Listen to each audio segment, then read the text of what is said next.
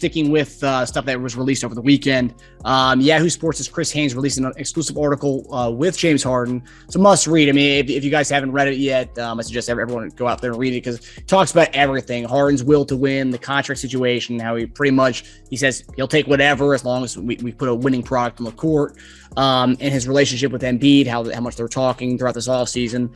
And then he discussed his down year, which is where this question leads, this past season, where he goes, quote, "People were used to seeing me average 40, 30 points, and so they viewed it as a down year. I was in Philadelphia for a couple of months, and I had to learn on the fly. I'm in a good space physically and mentally right now, and I'm just looking forward to next season," end quote. So overall, what are your thoughts on the article, but more specifically, what did it make you think of Harden's decline last year? Does it kind of change what you thought of maybe, if you thought that he was maybe washed or losing a step, or if it actually was hamstring kind of dealing with that physically? And what do you think as far as that means as we go into this coming season? Which Harden are we going to get? I mean, I've said it before. I mean, I expected James Harden to be the number 2 option. And I thought that what he did, the numbers that he put up were good. They were good enough for us and good enough for him. I didn't expect the James Harden from Houston. But the one thing I would like to see, and I'd like to see more of, is what I've always been saying: the timely shots, the timely taking over games. That's what he will have to show this season, and that's because that's what I think is needed in order for us to get to that next level.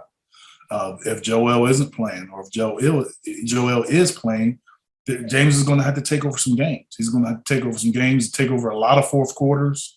And I think that that's what it's going to be about. He has to be a big part of us winning games and winning big games and close games. I think that is just as big as him coming at the end of the season and we lose in the second round again. And he has all of these great numbers that Teja likes. You know, all these numbers that we want to see from Harden. I think that, yeah, that's great, but it's really about those times that are going to be, memorable. That's what I think. That's what I've always said, and I still firmly believe it. Teja, what were your thoughts on what are your thoughts on that Harden talking about his down year and just kind of overall on the article? What stood out to you? I thought the article was pretty honest of him. We've been talking about this for quite a while. Like it's just cool to hear him say it, though, right? And less speculation. And like we've said, Harden's so interesting because the haters have just kind of changed with the narrative, right? So they used to say his old style of scoring 40 points every night, it's not winning basketball. So then he changed with his times, changed with his age and the injuries, and started averaging 24, 10, and 7, and more balanced. So then people call him washed. So it's like, which is it? I think he's focused and ready to go. I think that's obvious. I think he's gonna tear it up this year. I think this might be one of his more complete and balanced seasons of his career. And I think he doesn't have to do it averaging 38 minutes. That's going to be the beauty of it. Give us a little less of what you gave, but conserve some energy. Because I think part of the reason Houston, everyone wants to say, oh, he had some terrible fourth quarters. He was playing all the time. He was never coming off the court in the regular season because he kind of had to, because he was everything for that team. He was gassed. So he doesn't have to do that anymore. So one half season is not long enough to, I think, adjust to that. So it's going to be great to see him with no hamstring problems and a whole offseason to actually prepare. I think he'll average like 25, 26, 11 and 12 assists, 6, 7 rebounds. What did you say? He going to average what? 20, 25, 26, and 11 to 12 assists. Oh. You don't think so? I mean, he averaged 25 and 11? He averaged 24 and 10 last year, and with a quarter of the season starting with us. You don't think a whole offseason and no hamstring could give him one more point and one more assist? I think the assist is attainable. I just don't know how he can get 25 with Maxey another year, and Tobias and Joel. I just don't know how he can get 25. Just a slightly higher percentage. He gets 25, and those guys are just the same as they were, a little slightly better. Like, we'll have the number 1 seed. I mean, yeah, I think that's definitely the goal. I just think he'll be more his percentages weren't great with us. So you just give him like a few more percentage points higher, closer to his career average. He probably would have averaged that last year. I get what you're saying. I think he's capable. I just don't think he's going to have that volume. Yeah, I mean, that would be my only question: is he going to have enough shots to do that? Get up that many shots on a consistent daily basis to average that much? I think he'll have games like that. Too many free throws, though. He shoots so many free throws. But like you said, though, he's got to take over games sometimes. But volume right? is not necessarily shots too, as much as it is just like having the ball. I can see Maxey having the ball more. I can see, obviously Joel's going to have it, and Tobias could have it more. I just think if the team's going to take a bigger move, I think more of James isn't necessarily points. That's how. I mean, I think that he does more and he's more aggressive, but I'm just saying I don't think it comes in the way of him averaging 25. I mean, if he averages 23 and like 13, I'd be just as happy. Yeah, I mean, I see his assist numbers going up and points either staying the same or dropping slightly, but I think if we can have a more efficient, and not necessarily from a percentage standpoint, just from a clean look standpoint, taking more clean looks. I've always been a guy that wanting to shoot more mid-range shots, catch and shoot. Obviously, get to the line and shooting a high percentage. I just think if he's more efficient from that standpoint, the lower volume won't really matter as much because he'll still be able to score. I just don't know if he picks up his volume, is that going to who are we taking that from? Does he even really need to? Look, give him 8 free throws a game. All he needs to do to average 20 is hit like 4 2-pointers and 2 3-pointers, and that's already 20 right there. So I know he doesn't even need to shoot that much. He can get 20. He can get 20 in his sleep. I'm just saying that, but that extra 6 points is a big deal. Like it's harder than you think because it's possessions and time. And if we're saying that we want him in the end, that he's playing less, like how much is he going to play?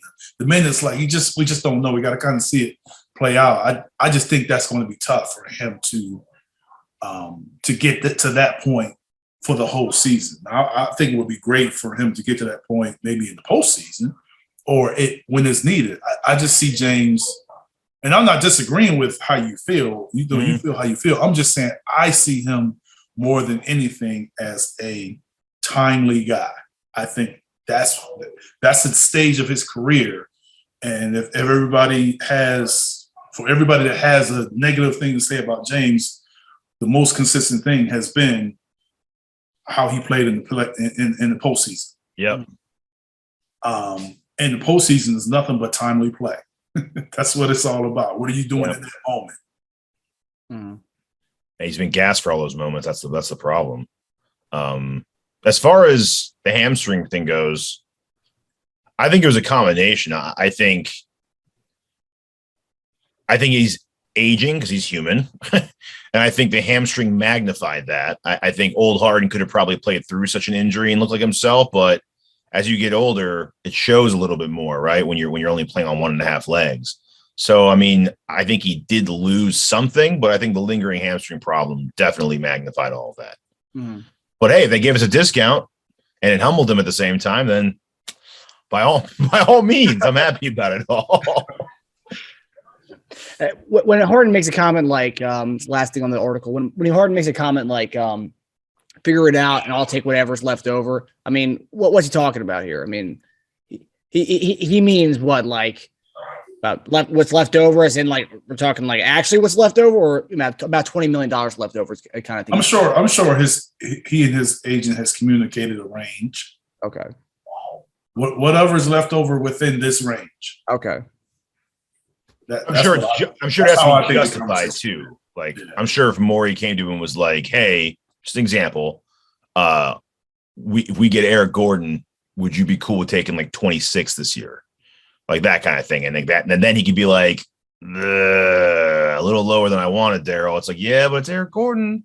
So, I mean, maybe it just depends on who he can get and how much you can improve it. Like it has it has to justify the means, right? So like he'll take a discount if it's jumping up the percentage of winning that much higher. Like, but if they come back, they're like, we'll get, I don't know. I think of another random name to say, but I think it has to just justify the discount.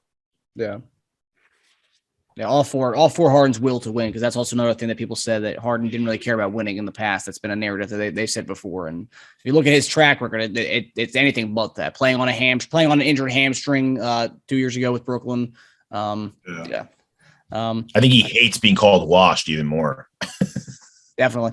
Also, talk about his mid-rangers. There's a video that came out yesterday. I think it was at Arizona State or something. It was recently. He was in Arizona State, I believe, because I saw the Sun Devils logo in the background.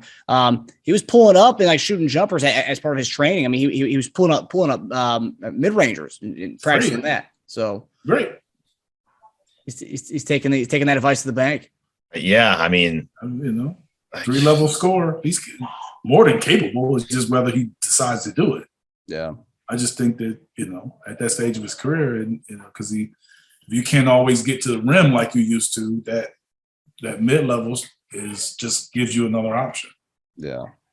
Which I think will open up the three a little more, because people will play that shot. Mm-hmm. Mm-hmm. And if he gets that, maybe he can average Teja's 26 or 27.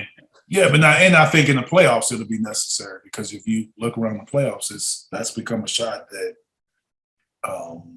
all the teams are going to. Yeah, because teams give it up.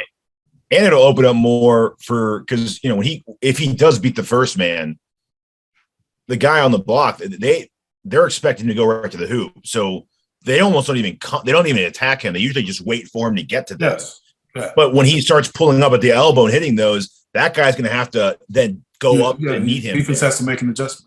Yeah, which will open up, whoever that big man Embiid's guard Embiid, and he'll be wide open. And Harden's a quick thinker. He can hit that pass real quick. So it'll just do nothing but open up a lot.